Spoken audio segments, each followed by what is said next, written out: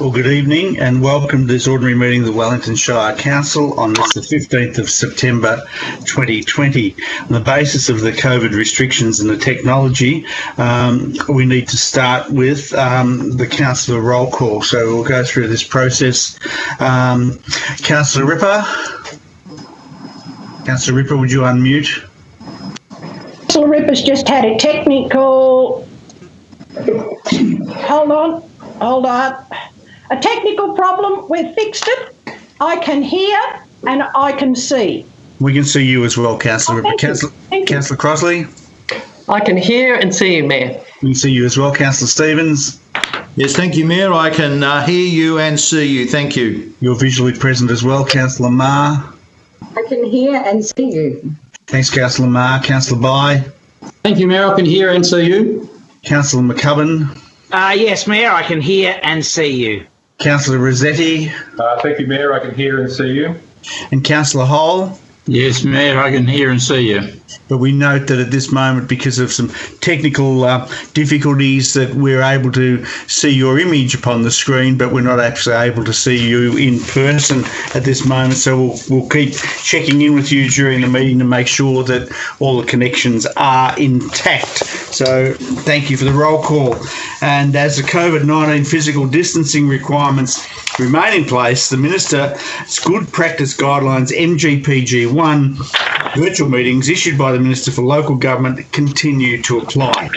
Pursuant to Section 87 of the Local Government Act 2020, these guidelines ensure that the local government decision-making can continue in line with COVID-19 requirements, and further details can be found on the Local Government Victoria website. These guidelines took effect from the 1st of May 2020 and they will remain in place through to the 1st of November 2020. While members of the public can no longer attend meetings in person, we have provided options for you to interact with us virtually via our council meetings page on the Wellington Shire Council website, and you're able to interact with council in two ways. So emailing through a specific question or comment relating to a particular agenda item, and that should have occurred no later than 1 p.m. today on the day of the meeting, or for general communication with council via the online web form early in the meeting to ensure that your submissions can be dealt with at the end of the meeting. While we face a new way of gathering, we thank you for your continued support and look forward to a new way of keeping in touch with all in Wellington Shire. And at the current restrictions, there is no need to stand for the acknowledgement and the prayer. We acknowledge the traditional custodians of this land, the Gunai people, and pay respects to their elders past and present. Almighty God, we ask your blessing upon the Wellington Shire, its councillors, officers, staff and their families. We pray for your guidance in our decisions so that the true good of the Wellington Shire Council may result to the benefit of all residents and community groups. Amen. Amen. We have no apologies, CEO. None, Mayor. There are no declarations of conflict of interest? No. No, I'll take that as no. Moving on to item A4, confirmation of minutes of the previous council meeting. I understand you'll move that, Councillor Bye. Thanks, Mayor. I move the council adopt the minutes and resolutions of the ordinary council meeting of the 1st of September 2020. Happy to second that, Councillor Crossley. I second it, Mayor. Thank you, Councillor Crossley. Is that opposed? If not, the motion is carried. Councillor Bye. Thanks, Mayor. Thank you. There's no business arising from previous meetings. No, none, Mayor, nor any late or urgent items. Thank you very much. Moving on to item A71, notice of motion, a gas connection to Stratford and Heyfield. And I understand, CEO, we have a comment which has come through the chat room facilities. Is that right? Yes, we do, Mayor. So the comment has come in by the due time, was lodged at 10:33 this morning. It's from Mr. Alan Hayward of Pearsondale, and it's only a few lines, Mayor, so I'll read it out verbatim. Regarding the idea of connecting Maffra and Stratford to natural gas, this may be an idea that belongs in the past. Mr. Peter Ryan's idea of connecting East Gippsland towns to gas by having a storage cylinder outside the town was, I thought, a bit out of date and non-viable. Now, all these years later, with the plan to get electricity more competitive and affordable, the fact that federal governments have allowed huge amounts of gas to be exported, the cost of connecting this harder to find gas and the price of gas to the consumer may well be a thing of the past. I've heard that new gas appliances may be withdrawn from the market because of the rising cost and poor availability of gas to use them. Please do your homework before supporting this idea. That's it in its entirety, Mayor and Councillors. Thank you, CEO. That motion, Councillor Ripper, you wish to move that motion? I wish to, yes. I, Councillor Ripper, hereby give notice of my intention to move the following motion at the ordinary meeting of Council on the 15th of September 2020. That Council resolve to 1. Support advocating for natural gas rectification in Stratford and Heyfield. That is Stratford and Heyfield. Write to the Minister for Regional Development, the Honourable Jacqueline Symes, and Beth Jones, Chief Executive, Regional Development Victoria, and Deputy Secretary, Rural and Regional Victoria, DJPR, requesting their support and facilitation to get reticulated natural gas to Stratford and Heyfield. Is that motion seconded, Councillor? Yes, I'm prepared to second that motion, Mr. Mayor. Thank you, Councillor Stevens. Is that motion opposed? Yes, it is. Councillor McCubbin opposes that motion. Councillor Ripper. Thank you, Mayor. I'd just like to clarify that our Mr. Haywood, it's Stratford and Heyfield, not Maffra. Maffra has gas. Thank you. I'll just read from some notes, if you allow. The state government in 2005, that's 2005, committed $70 million from the Regional Infrastructure Development Fund to provide a subsidy for reticulated natural gas in towns in Victoria. Both Heyfield and Stratford were under consideration. So in 2005, Stratford and Heyfield were under consideration for this fund, but were not successful. There were 34 towns that were successful. Now, I won't read out the attachments of those towns. There are some of the towns that were in South Gippsland. The rest of them were at the other side of Melbourne. So in May 2011, Council resolved to approve the preparation of a natural gas opportunities paper focusing on the towns of Heyfield, Longford, Stratford and Yarram for submission to Endorsement and the state and federal governments. The background of this is outlined in the reports. But due to the increasing amount of houses being built in Heyfield and Stratford, now I'll go to another piece of correspondence, that the population over the last 5 years in Stratford has growth of 11.2%.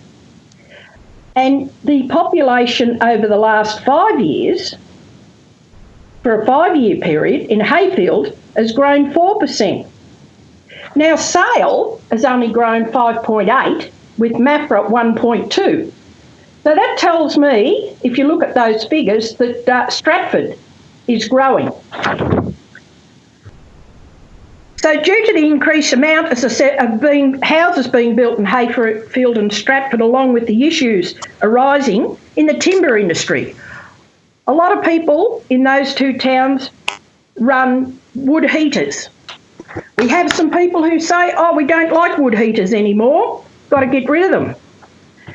Well, some people still like their wood heaters and they're still legal. So I would like residents of said towns to have a choice of energy, and I have had quite a few residents contact me since I've been a councillor and said, Councillor Ripper, why aren't you doing anything to lobby for gas? So as we all know, it's getting close to elections, that Councillor Ripper needs to step up to the plate and lobby for gas to be connected to Stratford and Heyfield. It's not easy. I know it's not easy. It's not like you go out and get your hose and connect to a pipe and switch it on. There's a lot of work that's got to go into that. So a lot of community have gas bottles. They like to have gas. But they're in the middle of a shower. Oh, no water. So that no hot water. So they have to go outside and switch their gas bottles. So I continue to support that people need to have reliable energy, gas heating, hot water services and cooking. Now, if we don't have infrastructure, how are we going to get businesses and industries to come to our towns? We need infrastructure there for when they are looking to relocate. COVID-19 may change. It may change a lot of people's thinking in Victoria. It may change a lot of people's thinking who live in the huge city, i.e. Melbourne. They may want to come to the country, and we just want our community to have the same opportunity as they have in Sale and Maffra and other towns. They have reticulated gas. Now, it's so close, the gas, but yet it seems so far away. One of the things a lot of people say to me, they say, Maffra's got the gas, and I say, we've got the train. So we'd like to have both. We'd like to have the train and the gas. So, Mayor and councillors, I will continue to lobby for gas for Heyfield and Stratford for the community. It's what the community want. So, therefore, as a councillor, I must continue to lobby for my community. Thanks, Councillor Ripper. And I've got to remember my process for now because we haven't done this for a while. So I would think in the normal course, the seconder would be given the opportunity to speak before the opposition to this. Councillor Stevens. Yes, I must remember the process myself, Mr Mayor.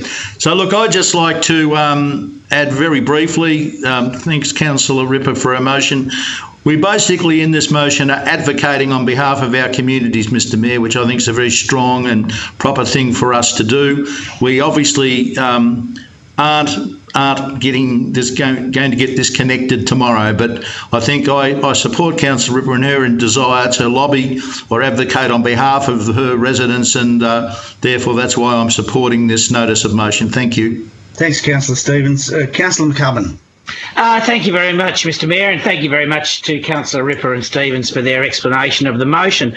Look, I'd like to congratulate Councillor Ripper on bringing this motion up and her advocacy for her community and for her lobbying for gas.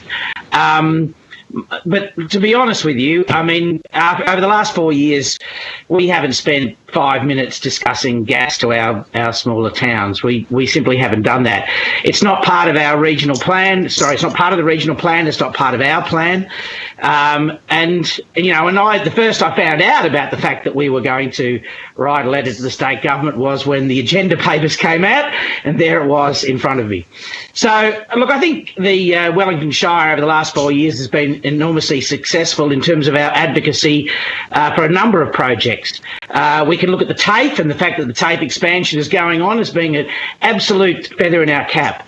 We can look at funding things that we've been able to do. For example, the Cameron Street sporting complex and the art gallery in Sale, and many other examples where we've worked with the state government, we've advocated and we've come up with the results. And I think we have a certain credibility there that when we put something forward, we've discussed it properly, we've got our stakeholders online, we've got our ducks in a row, if you like, and we've put up something to the government which has credibility, which has local support, and which has a chance of moving forward, if you like. Unfortunately, this particular case does not have any of those things. If we look at what happened years ago in 2005 and 2011, and well, I remember those, Investra came round based on a very strong strategic direction from the state government to create reticulated gas to our smaller communities.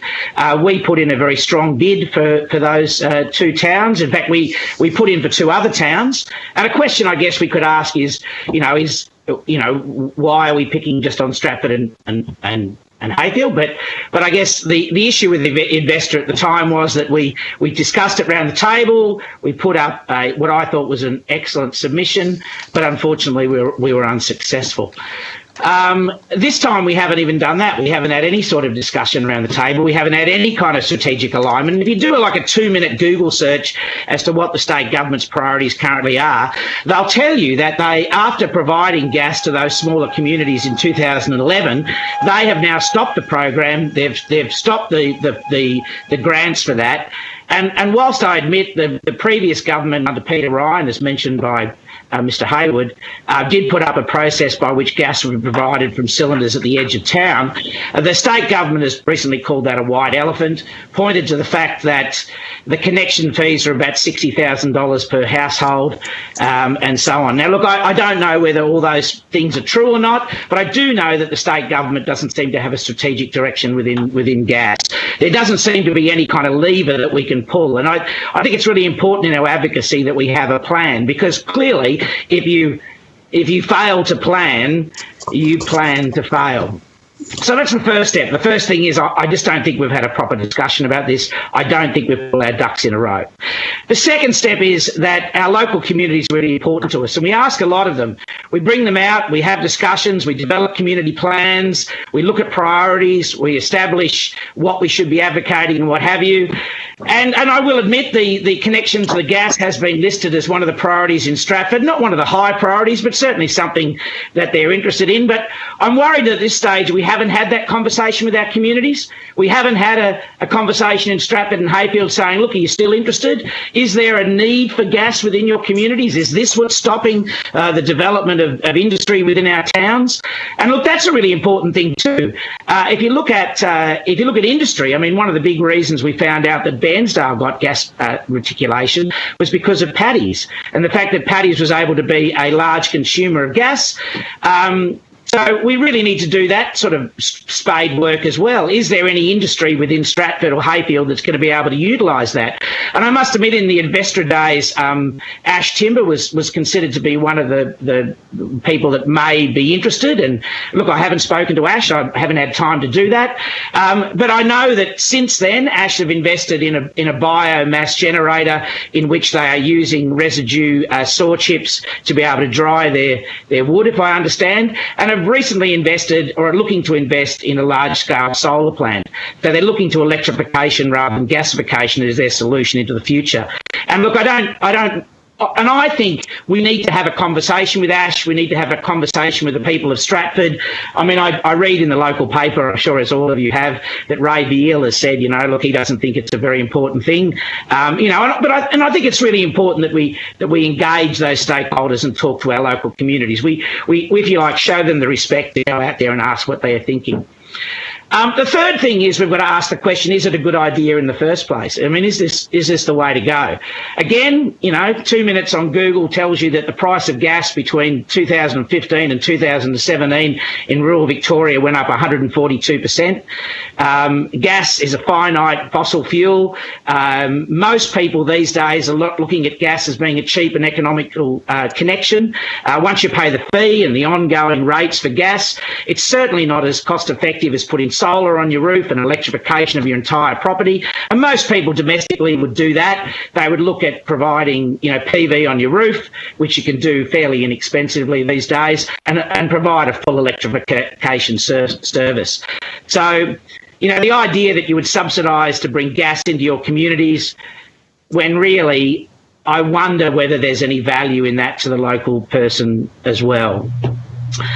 So, I guess to finish this off, again, I congratulate Councillor Ripper for bringing this to the council attention, and I would have no problem at all if people want to put this on the table and have a proper discussion about that in the new council, that we actually sit down, get our ducks in a row, engage with our communities, talk to business, find out the economics of gas, and then find out what the state government is offering that we can connect in with. Because quite frankly, you can send off a letter if you want, but they're going to say no. And really, I think we've built up a bit of credibility here that we don't play politics. We don't, we are data-driven, we are evidence-driven, we are stakeholder-driven, And this, unfortunately, just hasn't had that level of detail. So, as I said, I'd be more than happy to have that conversation with the, or allow the new council to have that conversation and build up a proper case to put forward to the government. I congratulate Councillor Ripper and bring it to our attention. But at this stage, I can't support that we do something which is plainly going to fail. Thanks, Councillor McCubbin. Just the opportunity for anyone else to speak to the motion. Thank you, Mayor. Councillor Hall. Thank you, Mayor. Yes, I'd like to say a few words. And first off, I just want to commend Councillor Ripper for putting this thought-provoking notice of motion up. It's not out of order in any way, shape, or form. It's been presented in a way that's been utilised by councillors over the years to bring a motion to their fellow members to be discussed as is happening here tonight. One of the things that I'd like to touch on as I go down the path is a comment from the letter writer, Mr. Haywood, in relation to what happened some years ago. And I'd like to point out to Mr. Haywood that back some years ago, solar panels weren't sitting on roofs everywhere. The times have changed, but the facilities and the provision of like natural gas are still available. It's amazing how much gas is coming out of Longford. We know it's coming out of the Wellington Shire, and yet it's been shoveled into Melbourne, into Sydney. Don't forget that it goes west and east, not just to the west, and yet to the people who live within Wellington Shire, particularly the smaller towns or the not so smaller towns, lack the ability to tap into the natural resource that is everybody else around the eastern seaboard is enjoying. The ability to bring this to the attention of the government is sitting here tonight, and I would hope that we would put a stronger case around it, as alluded by Councillor McCubbin.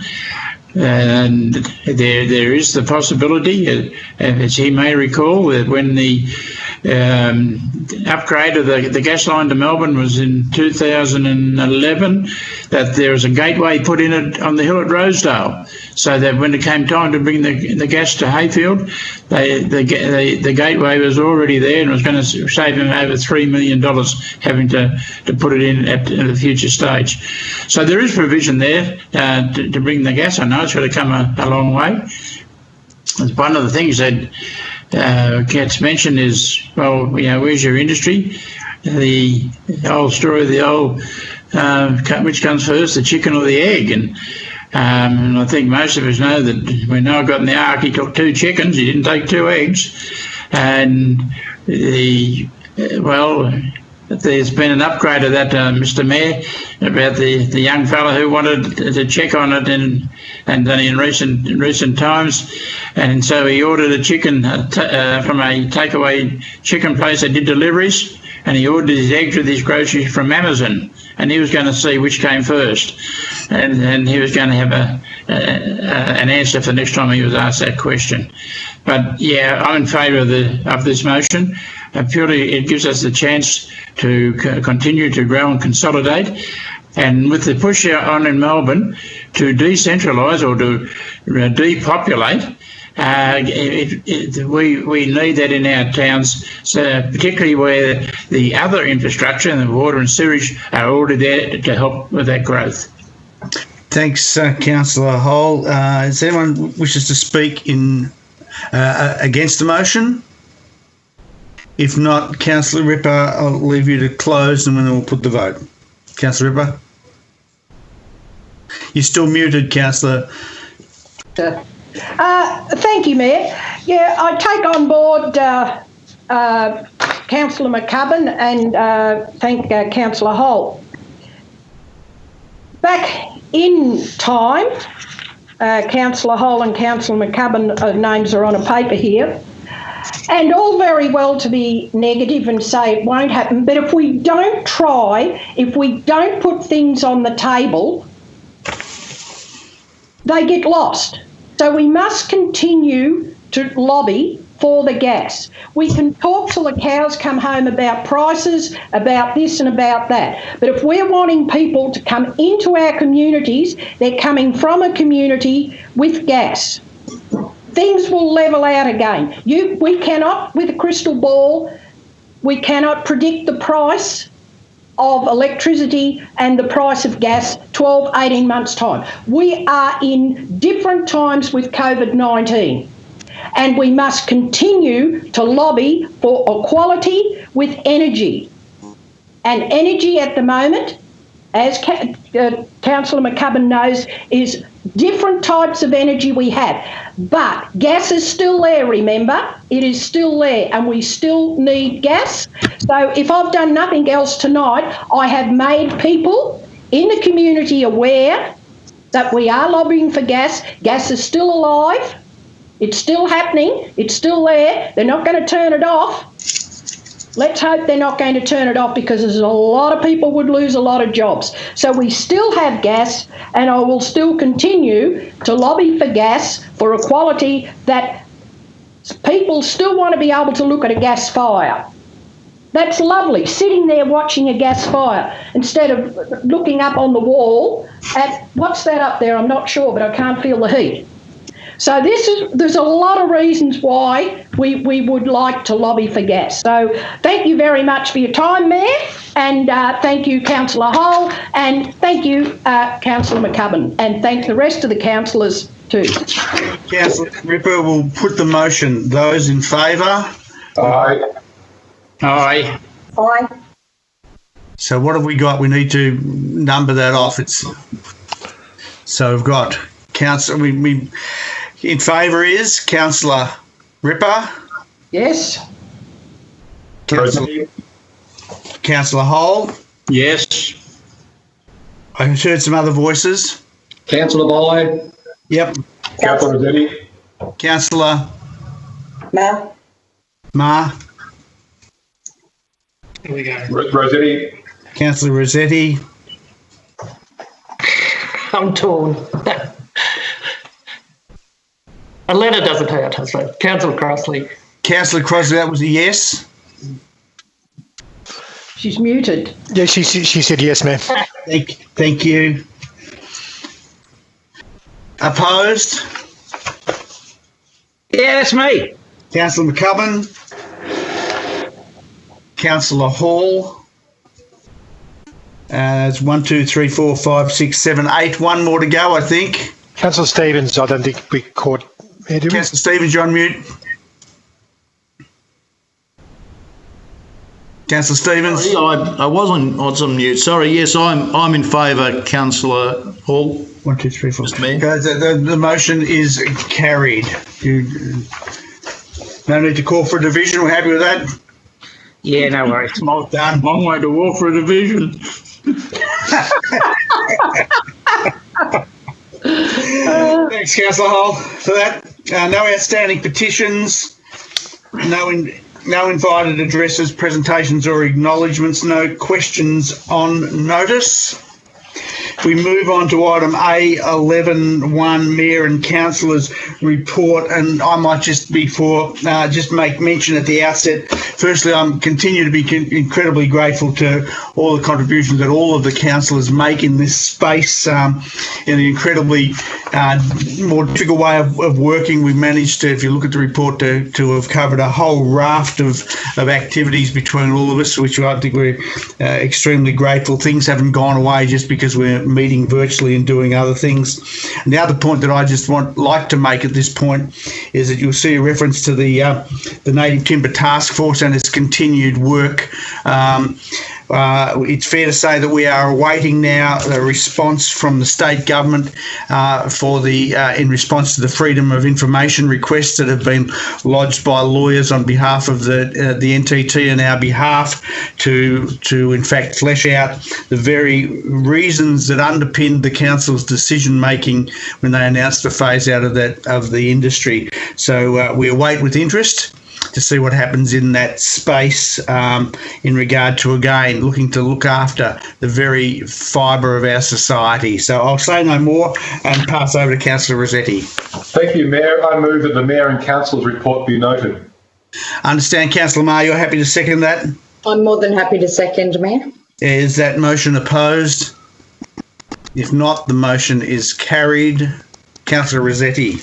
Thanks, Mayor. Just to mention, it's, for anyone who's looking at putting their hand up as a candidate for council, this report shows the breadth of the sorts of things that we deal with around the council table, including meeting with King Arthur. While we have a round table, it is King Arthur who's head of Solace rather than being with Lancelot. But it's actually amazing to see how many things we are involved with, from timber to renewable energy to the various committees around our shire. And certainly commend all of the councillors and yourself, Mayor, for being able to still get around all the work we need to do in these constrained times. Thanks, Councillor Resheeting.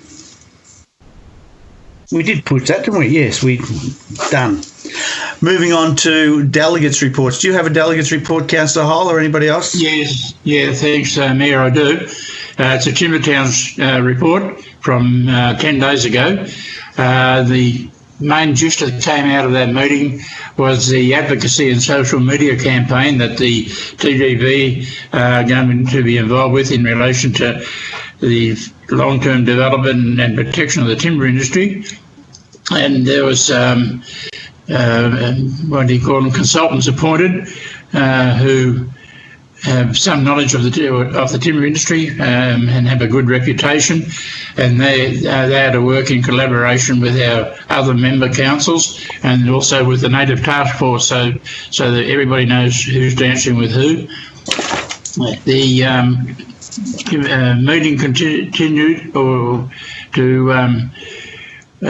talk about the future as to the change, maybe the change of delegates for in the new councils, and so a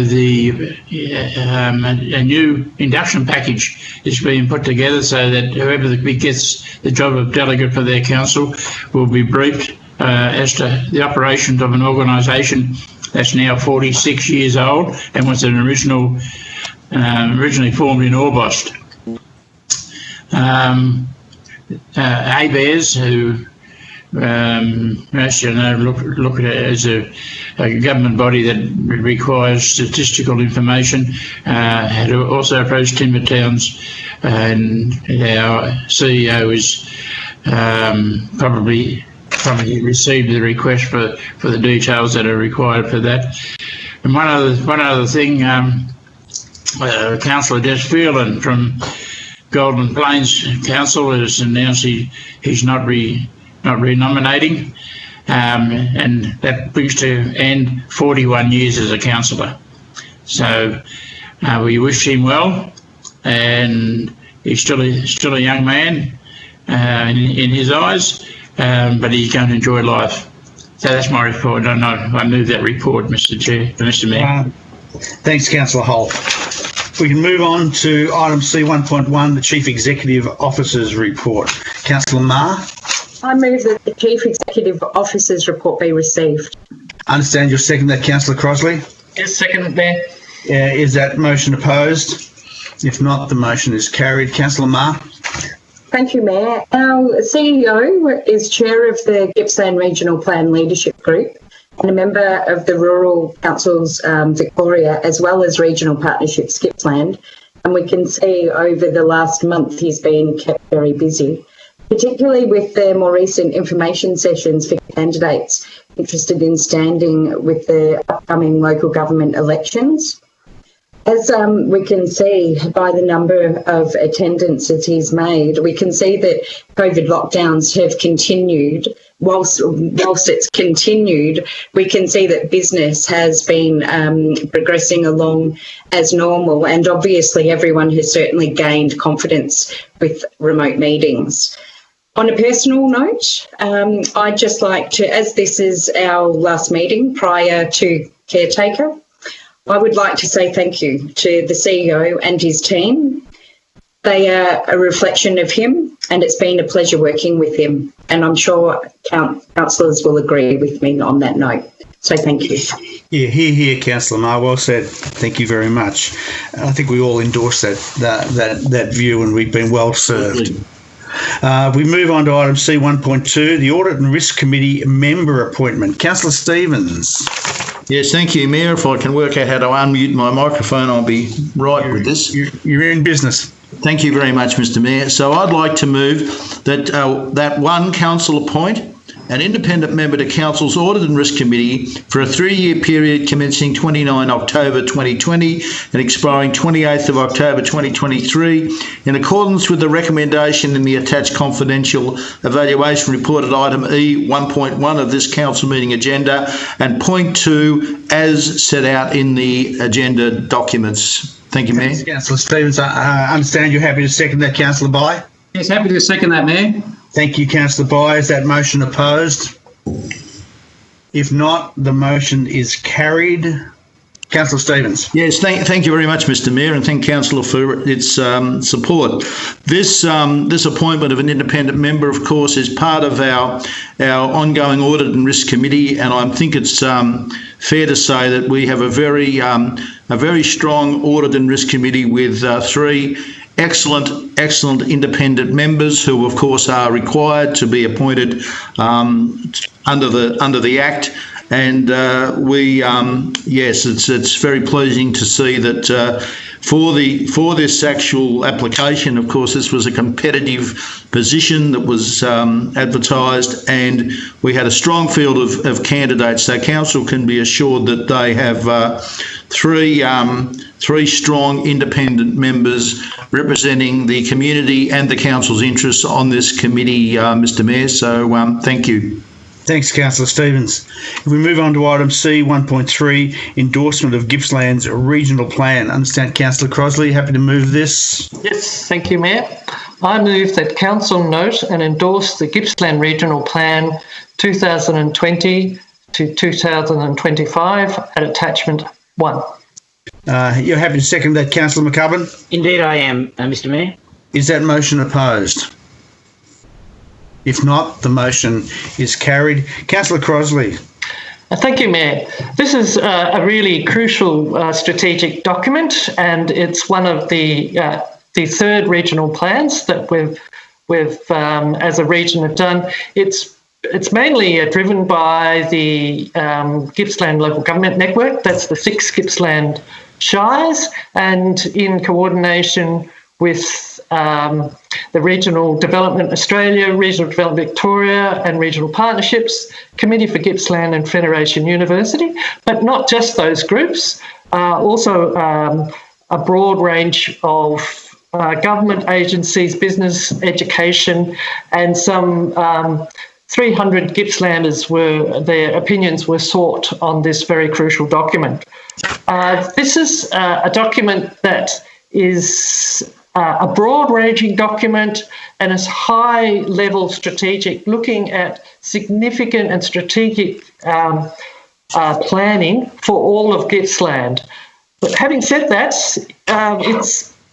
Wellington has done very well in the past from these regional documents, in that we can look at the successes to assist Wellington in its ability to lobby for big infrastructure and that have regional significance. And I can just list off, the highway duplication was in last year's the last plan, the RAF-based flight school relocation and expansion, TAFE Gippsland, the McAllister Irrigation District, and the rail, and particularly the Stratford Bridge, which was very significant to get that done for East Gippsland, for bringing goods to market as well as for the whole region. So it's an important document that gives us as a region one voice.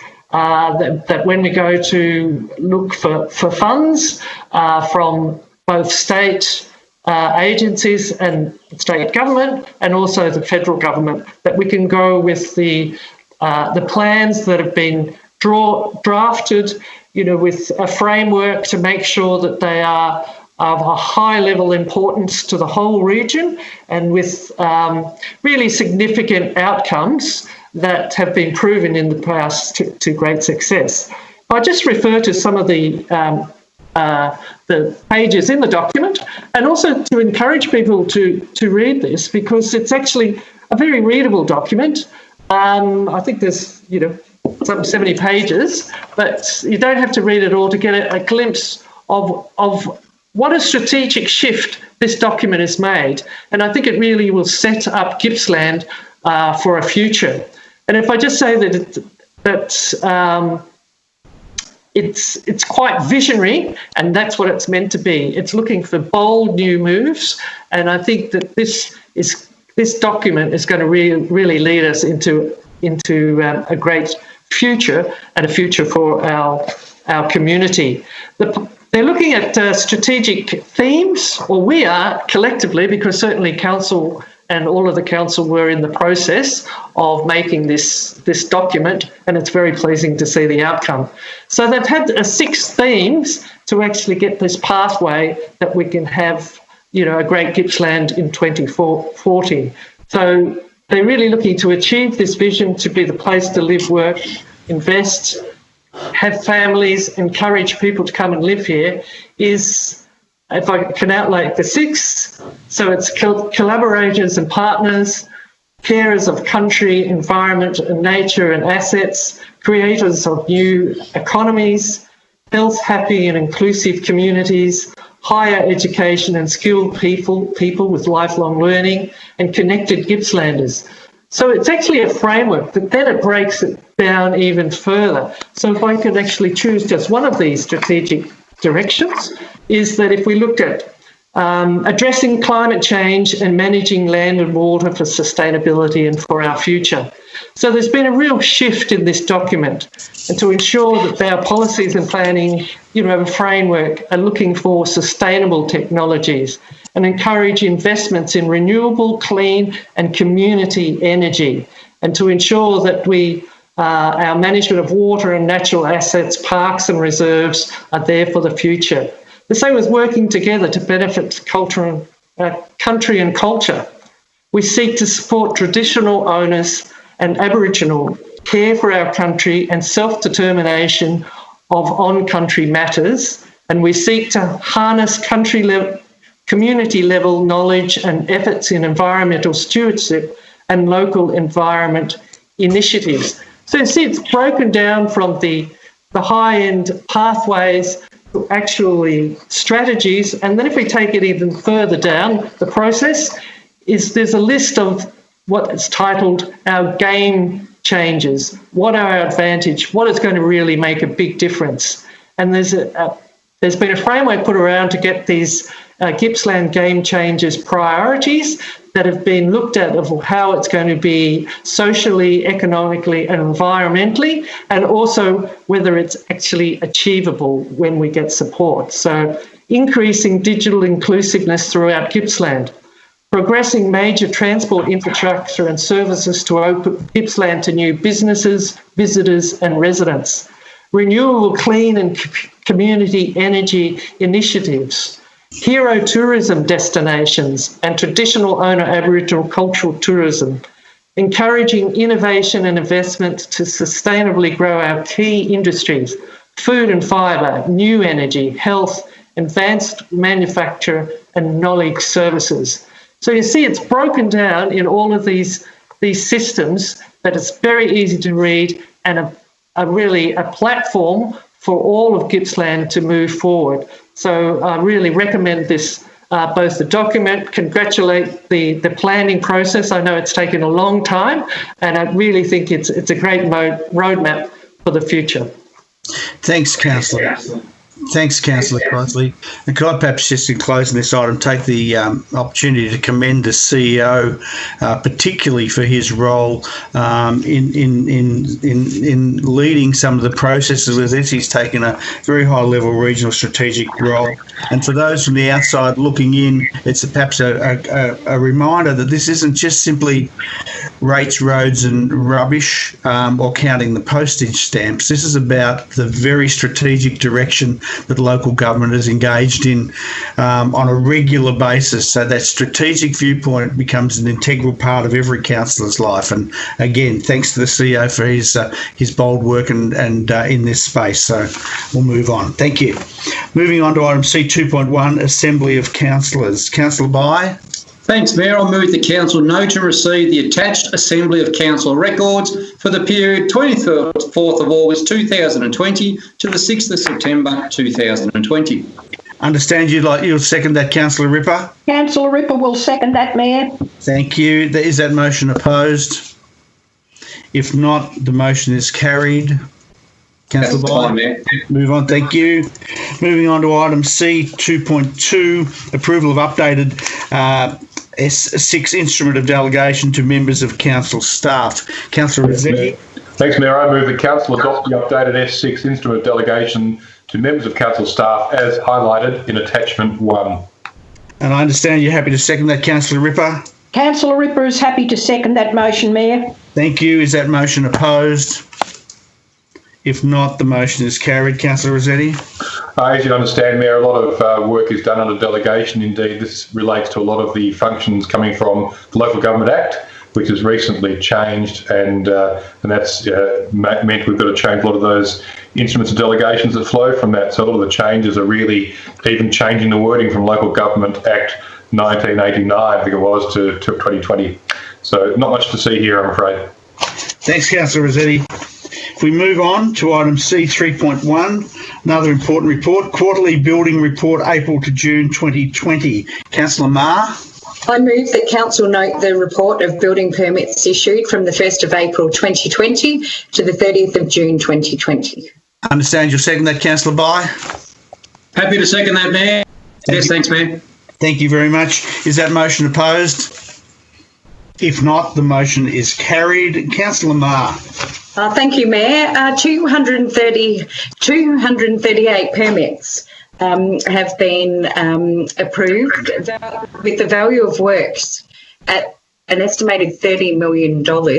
However, this compares to our previous quarter where the estimate was $36 million with 215 permits. The major projects included the new supermarket at Locksport, which is very much welcome, the Rosedale Broiler Farm and the supported accommodation by the Miradong Services at Yarram. With those figures, it is apparent that COVID has certainly impacted, and hopefully with the lifting of some of the restrictions by the state government today, we can look forward to an increase. So thank you.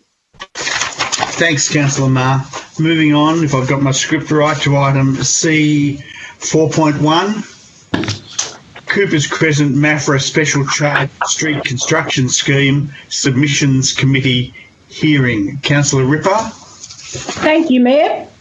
I'd like to move 1. Council receive and consider the report from the Submissions Committee in relation to the Cooper Crescent Special Charge Street Construction Scheme, and 2. Having regard to the written submissions, objection opposing the proposed street construction scheme and the submission committee finding that the proposed special charge street construction scheme for Coopers Crescent, Mafra, has been prepared in accordance with the provisions of the Local Government Act 1989.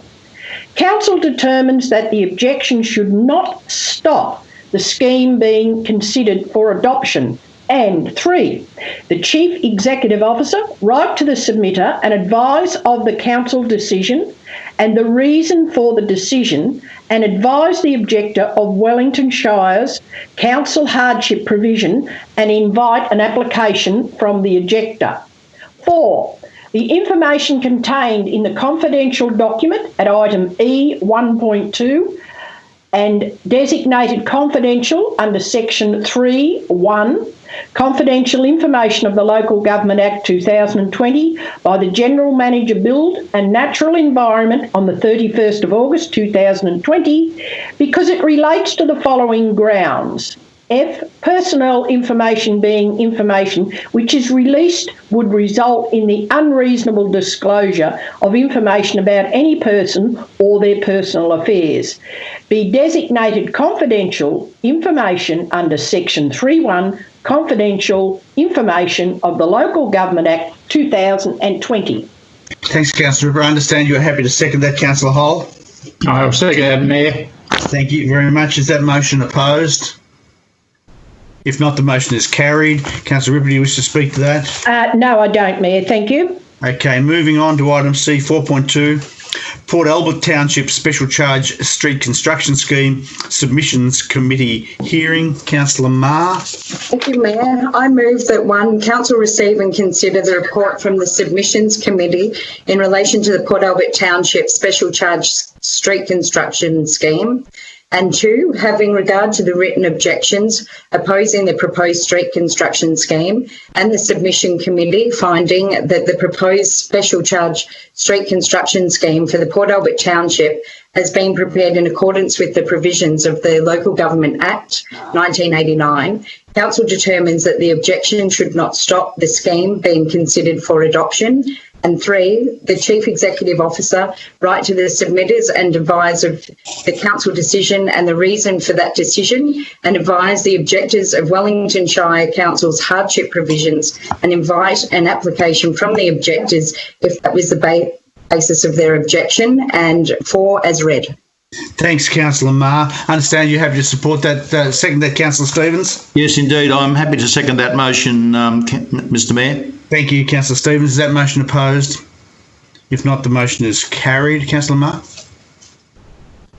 Thank you, Mayor. Public notices on this were sent out on the 28th of April, and there were 5 written submissions received, which resulted in a special charge submissions committee being formed that saw our Mayor as chair, Councillor Stevens and myself, and officers of Council. A number of issues were raised, largely, and I'll summarise them: hardship in paying for works. An application can be made which will vary the repayments, and ratepayers that are experiencing this are recommended to contact Council directly. Road frontage will remain unconstructed. The street construction is based on an access benefit only to all properties. Road surface should be asphalted. Pavement designs have not yet been undertaken. However, the scheme has been costed on a spray seal, and it is expected that the correctly designed spray seal should be adequate in Port Albert. And lastly, no benefit to a second parcel of land within a property. Each rateable individual parcel of land is considered to have one access benefit unit within the scheme, and therefore will receive a charge accordingly. Thank you, Mayor. Thanks, Councillor Marr. Moving on to item C 4.3, Coopers Crescent Special Charge Street Construction Scheme, declaration of the scheme. Councillor Ripper? Thank you, Mayor. I'd like to move. 1. Council, having considered all submissions received and taken account of all objections lodged, and having complied with the requirements of sections 163A, 163B and 223 of the Local Government Act 1989, the Act, and otherwise according to law, and having, so far as can be ascertained from available records and can reasonably be concluded, ascertained that Cooper Crescent Maffra Street or any component of the street has not previously been constructed by way of special rate or charge. Hereby proceeds to declare a special charge scheme under section 1631 of the Act scheme, in accordance with the declaration of special charge declaration attached to and forming part of this report.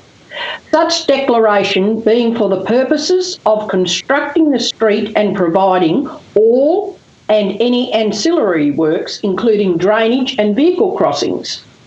2. Council directs that under the cover of a letter, a written notice enclosing a notice of levy be sent to all owners of properties included in the scheme, including those who have made a submission and or lodged an objection in writing of the decision of council to make the declaration and the reasons for the decision. 3. For the purpose of Resolution 2, the reasons of council for making the declaration are that there is minimal objection to the scheme and it is otherwise considered that there is a broad level of support for the scheme from property owners. B. Council considers that it is acting in accordance with the function, powers and objectives conferred on in under the Act, particularly in relation to the provisions of proper, safe, suitable roads and property services in and for the scheme areas. I would like to take para C, D, E and F of para 3 and 4 as read. Thanks, Councillor Ripper. I understand you're happy to second that, Councillor Hole. Yes, Mayor, I'm happy to second it. Thank you. Is that motion opposed? If not, the motion is carried. Councillor Ripper, do you... Just a short little...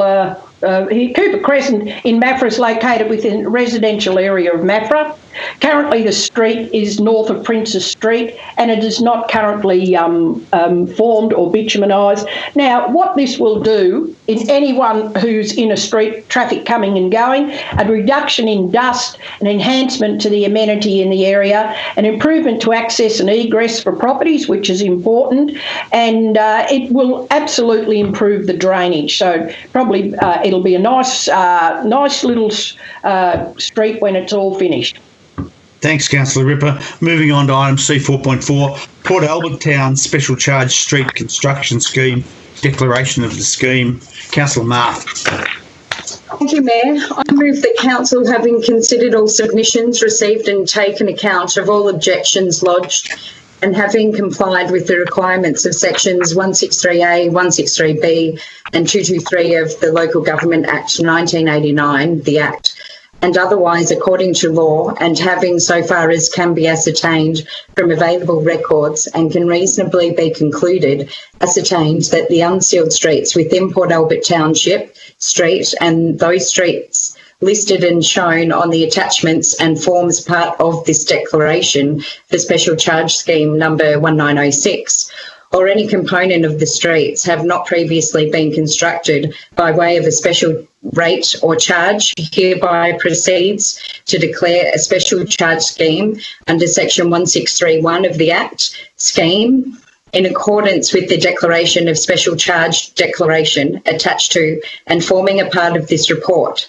Such declaration being for the purpose of constructing the unsealed streets and the provision of all and any ancillary works, including driveways and driveway culverts from their road edge to building line, and parking in Bay Street on the south side of and adjacent to Rudder Park. 2. Council directs that under cover of a letter, a written notice enclosing a notice of levy be sent to all owners of properties included in the scheme, including those who have made a submission and or lodged an objection in writing of the decision of council to make the declaration and the reasons for the decision. And I'll take paragraphs 3 and 4 as read, Mayor. Thanks, Councillor Marr. I understand you're happy to second that, Councillor Stevens? Yes, more than happy to second that, Mr Mayor. Thanks, Councillor Stevens. Is that motion opposed? If not, the motion is carried. Councillor Marr, do you wish to speak to this? Yes, I certainly do, Mayor. It's certainly an exciting time for the Port Albert community. So whilst preliminary investigations took place in 2018, I can assure everyone that in 2007, when I undertook the Port Albert Community Plan Survey, this was a pipe dream. So I'd like to say thank you to the Shire officers for listening and following through on this matter. Thank you to the councillors for their support, and thank you to the Port Albert community and landholders for agreeing to have this work undertaken. The proposal is to form and seal roads to a 6 metre width where possible. Curbing is proposed at most intersections, as well as sealing of driveway crossovers, realignment of driveway culverts with minor table drain improvements. But it's really important to acknowledge that this scheme does not address drainage. And the benefits to the community will be to reduce dust, enhance amenity, improve riding surfaces, as well as access and egress to all properties. This is a $2.8 million scheme to the for the community, and approximately $900,000 of this will be paid directly by landholders, with the just under $2 million paid for by council's direct costs. So this is a great moment, and I say thank you. Thanks, Councillor Marr. We might move on to item C4.5, the Delegated Authority Draft Transition Plan, and it seems I have you again to move this, Councillor Marr. You do. Thank you, Mayor. I move that Council authorise the Chief Executive Officer to approve and submit the state government required draft transition plan for waste collection services. I understand, Councillor Crossley, you will second that motion? Yes, second, Mayor. Is that motion opposed? If not, the motion is carried. Councillor Marr. Thank you, Mayor. In February, the state government released Recycling Victoria, a new economy and curbside reform, which was a 10-year policy and action plan. It includes the establishment of a waste authority by 2021, reform to curbside collections requiring collection of glass by 2027 and FOGO by 2030. It also includes a container deposit scheme by 2023. However, as yet, the details on the CDS are as yet unknown. Resource Recovery Gippsland has been working with councils to help achieve the deadline of 30th of September for the draft transition plans to be submitted. These plans will be used by government to better understand the infrastructure requirements and funding required to achieve recycling goals of 80% diversion rate by 2030 and an interim diversion rate of 72% by 2025. So it's certainly an important piece of work. Thank you. Thanks, Councillor Marr. We might move on to item C4.6, Unsealed Road Reconstruction Southern Maintenance Area Contract.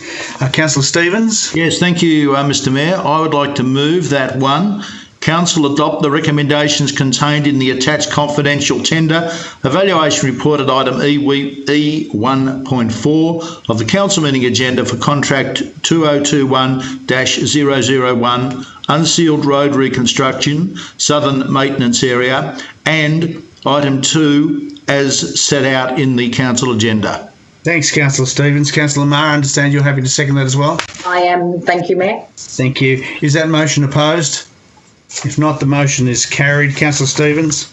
Yes, thank you, Mr Mayor. I note that as per the council agenda that we maintain about 1,560 kilometres of unsealed roads in the Wellington Shire, and obviously this project is one of three we're going to issue, I note, for this financial year for work on unsealed roads. I see we have a total budget of $1.240 million, and this work, as is indicated in the southern maintenance area, will be for work in the Yarram, Carajung, Port Albert, Woodside Beach area, and the works will comprise the resheeting of the remainder of the Carajung Lower Road, Edie's Road, Greenmount Cemetery Road, and Woodside Beach Township roads, and Alberton Township roads within the area.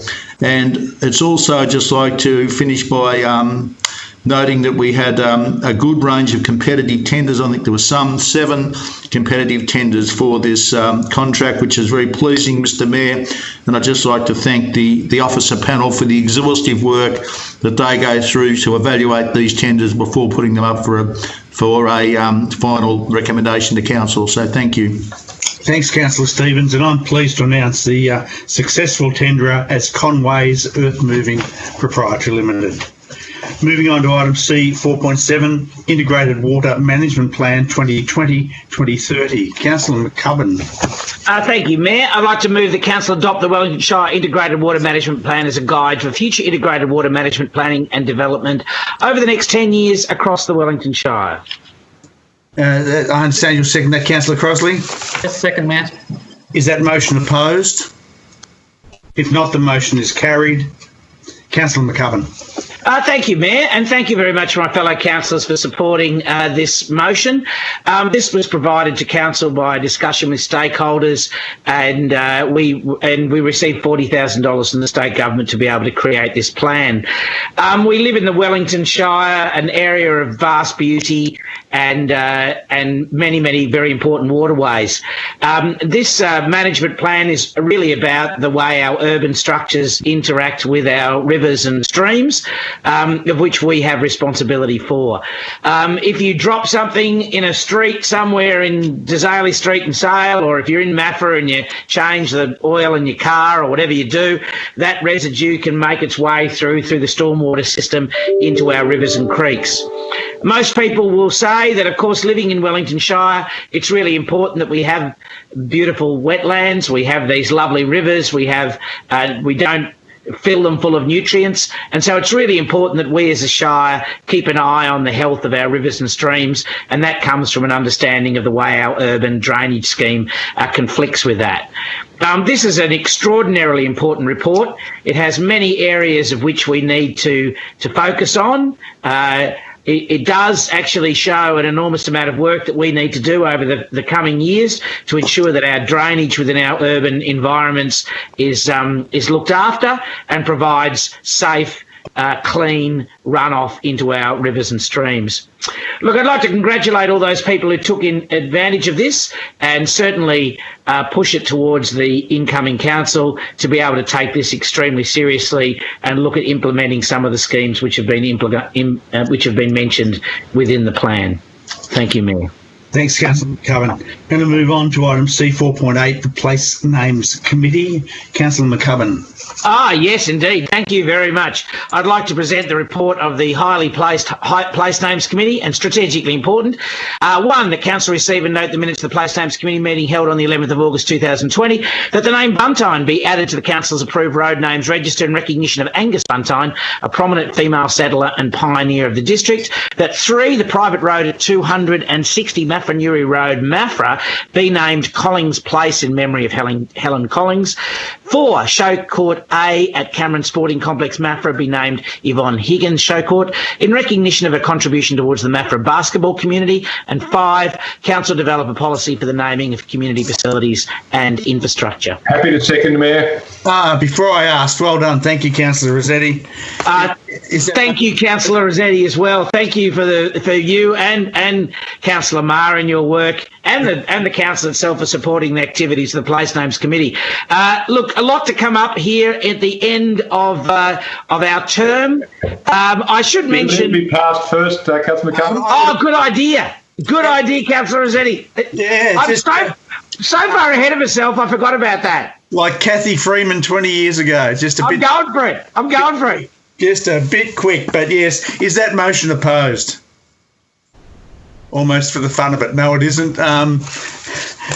Motion is carried. Councillor McCubbin, we're back in your hands. Well, thank you. Look, usually at Place Names Committee we like to have a theme. If you like, the theme of our last Place Names Committee is defined in our part of our minutes under 3.5, and I mentioned this very seriously. There's quite a push within Gippsland of the recognition of women in place naming, and we certainly were contacted by the 6 Gippsland LGAs, which are seeking our commitment to make the contribution of historic women visible through their public recognition equality in public place naming. I think we can admit that despite our very best efforts, women are often left off that list, and particularly as we start to draw names from the Anzacs and so on, often female names are badly underrepresented within that list.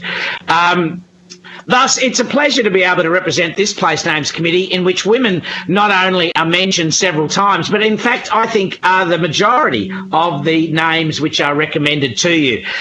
Firstly, the name Buntine. Angus Buntine, of course, was a resident of the Woodside area that moved into Rosedale a bit later on. The family still lives in the area, and as people might remember, we did try to make Buntine one of the names of the streets within Woodside. Unfortunately, the register in Melbourne didn't allow us to do that because it was close to a similar name.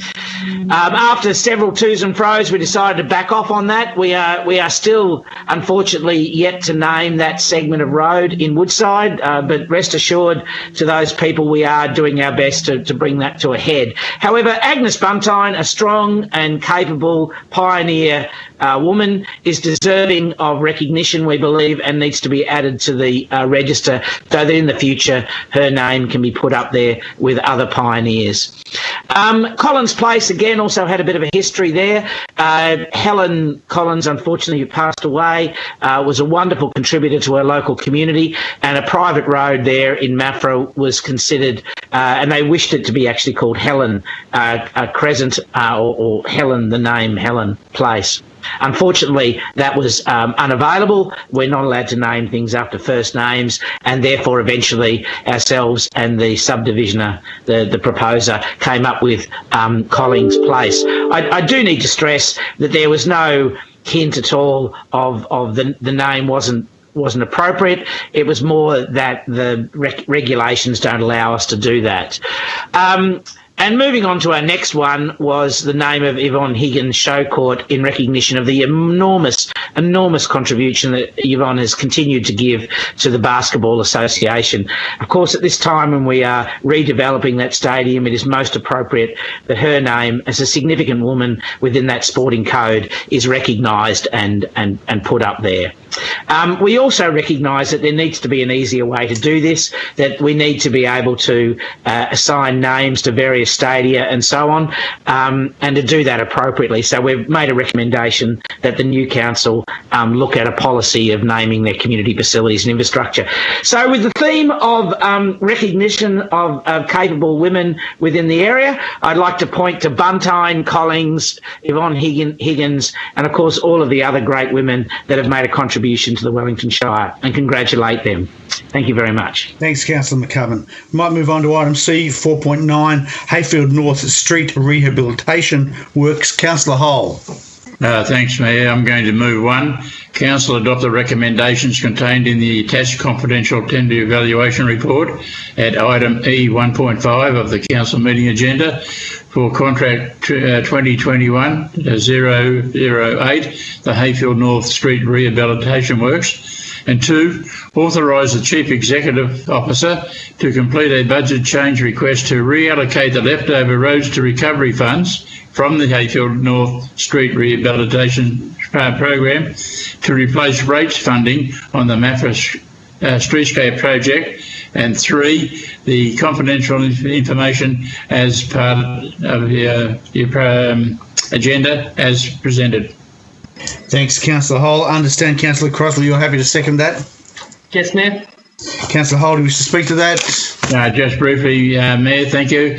This is part of the ongoing works that we do throughout the Shire to maintain the sealed roads that we've got to meet the demands of age and use. And this is what is happening here. We've already have done the eastern end of Bruce Street, and it's amazing what a new seal of bitumen going over the top of the road makes the entire street look like. The good thing about it is that the tenders came in below what we had budgeted for, and so there's a little bit of funding, and this is in item line point 2, a little bit of money left over, and as Heyfield has always done, we'll go and help Maffra out with their streetscape scheme and save the ratepayers some money.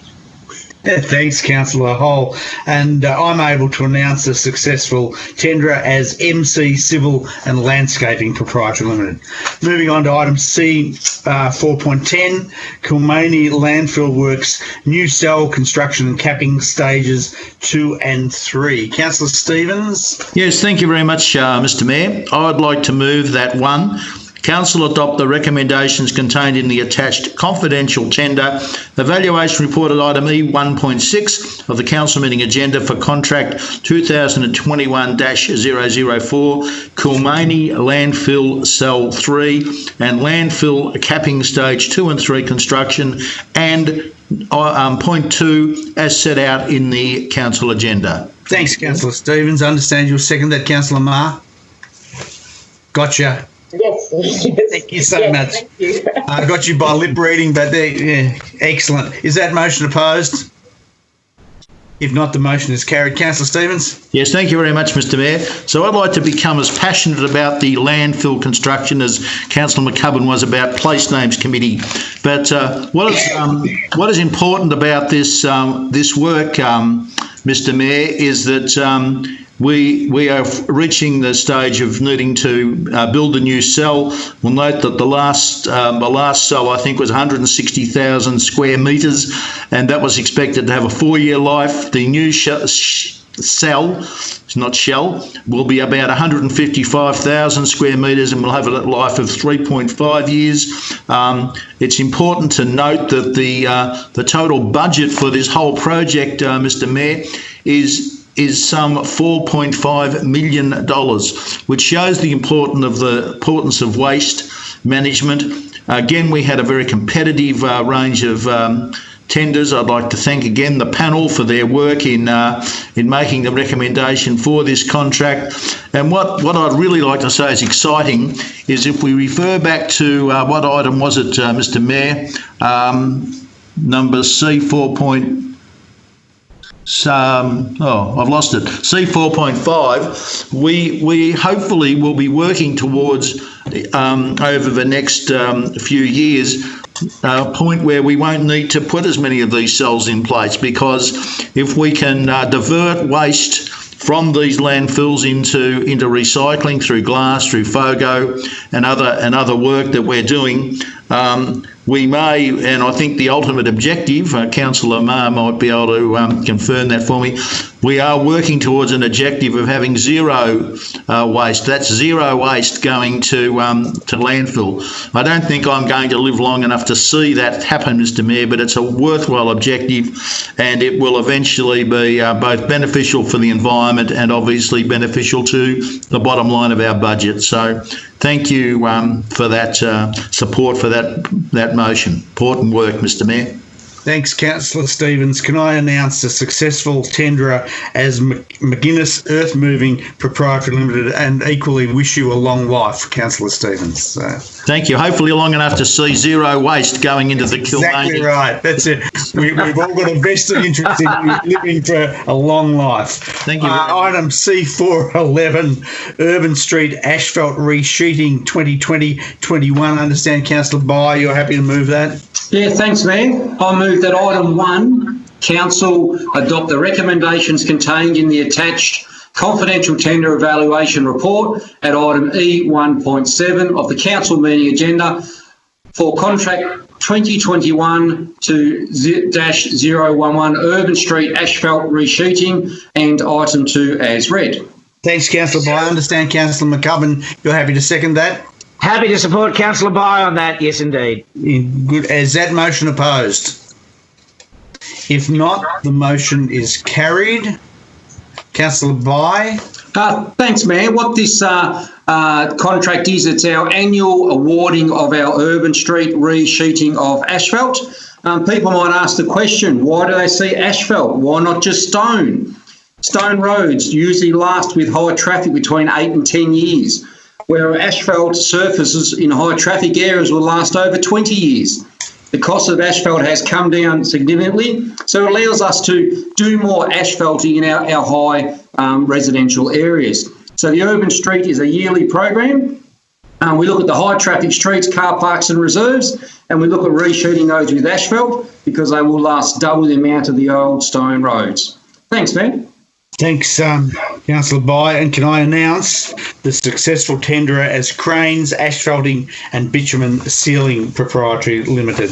So we can move on to now item C 5.1. Community Assistance Grants, July 2020. Councillor McCubbin, I believe I'm in your hands. Thank you indeed, Mayor. I'd like to move the Council approve the recommendations to allocate Community Assistance Grants, Events, Project and Facilities July 2020 funds as detailed in Attachment 1 CAG July 2020 Event, Project, Facilities recommendations, and that applicants be notified of the outcome of their applications. Thanks, Councillor McCubbin. I understand you're happy to second that, Councillor Hull.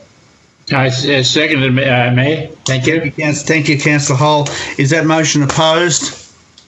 If not, the motion is carried. Councillor McCubbin. Yes, thank you, Mayor. And look, thank you for our community groups out there, which are doing a fantastic job during COVID.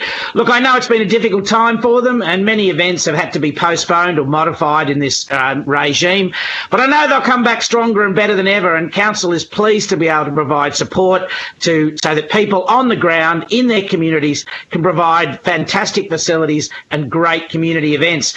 The way we do this is Council keeps it at arm's length for that. It means that none of us can go in there and manipulate the scores, if you like. Otherwise, for me, it would be all cosplay and laughing, really. But we've got some very good officers that sit there and work it all out. And what we can see is that there are 9 events in the category applications, a grand total of $42,000 that have been funded. There are 4 projects which have a total of $13,000 and 9 facilities that have been applied for during this time. And look, there are a huge smattering of fantastic events and facilities. The Sale Music Festival, the Stratton-on-Avon Shakespeare Association, the Glenmaggian District Boat Club, for example, to do some upgrades to their area. The Locksport Golf Club, I know that's one that you like, Mr Mayor, that's in there as well. Victorian Railways Institute are looking at a kitchen upgrade and much, much more. All I can say is it's an absolute pleasure to be able to support our local communities as they go about their job, looking after and supporting and making Wellington a great place to live, work and raise a family. Thanks, Councillor McCubbin. Moving on. No further gallery or online comments, CEO? Yes, sorry, Mayor, I just had to unmute. Yes, there is, Mayor. We do have a comment in the chat room. It's from a Mrs. Barbara Kewish, and I'll just paraphrase Mayor and councillors. They live in her and her husband. They're pensioners. Have a couple of personal issues. They live in Melbourne and have been unable to access their holiday home in Glenmaggie and are just seeking some assistance from council, or some consideration, I should say, from council in relation to rates and charges. Mayor and councillors, we do have a policy in relation to that, so we'll circulate Mrs. Kewish's letter and provide councils with a response in context of our existing policy. Thanks, CEO. That's it for gallery and online. Unless any councillors have a need to move into closed session, which I would doubt at this time of the process, I'll take the opportunity then to declare this meeting closed at 20 minutes past 7. Thank you all for being here. Thank you for the community for enjoying another scintillating hour and 20 minutes.